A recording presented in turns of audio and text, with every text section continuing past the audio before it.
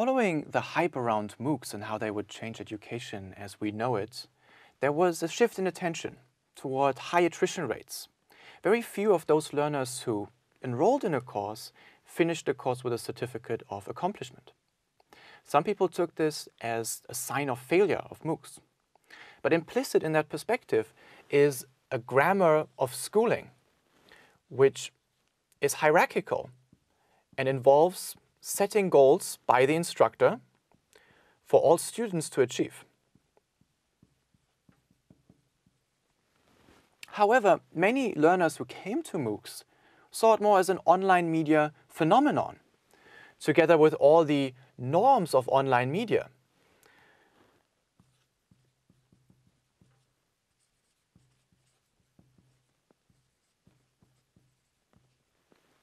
Where every contribution is welcome, and anyone can set their own goals for what they want to achieve in the course.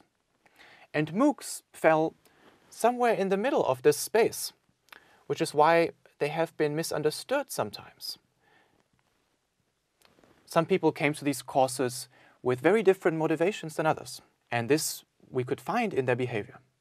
In 2 studies with my collaborators Emily Schneider and Chris Piech, we looked at how exactly people behave in MOOCs and what their motivations are.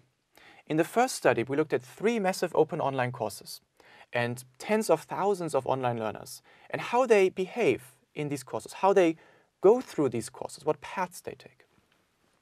And we found that among all those who enroll in a course and come to the course, most of them only sample the course. They open a video, they try an assessment, and then they leave. Maybe they just wanted to see what a MOOC is like, what the hype is all about, or they very quickly realized that it wasn't a good fit for them. We then saw a group of learners who watched all the videos in a course, but never took an assessment. We call these the auditing learners. A third group of learners were completing the course. They took all the videos and all the assessments, and were on the best track to achieve a certificate of accomplishment.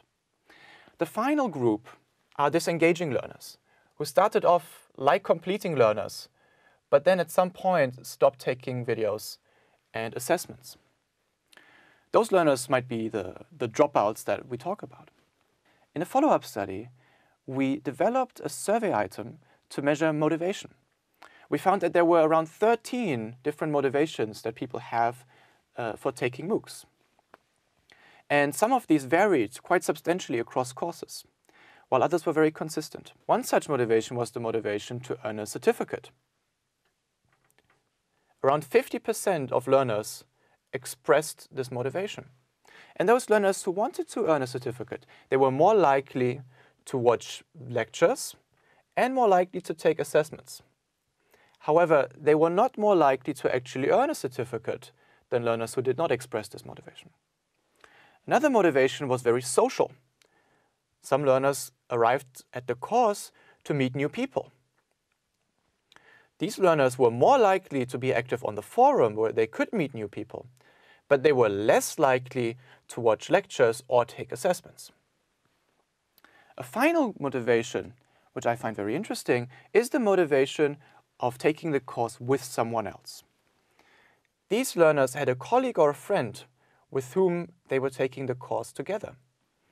And they were more likely to watch lectures, take assessments, and even receive a certificate of accomplishment.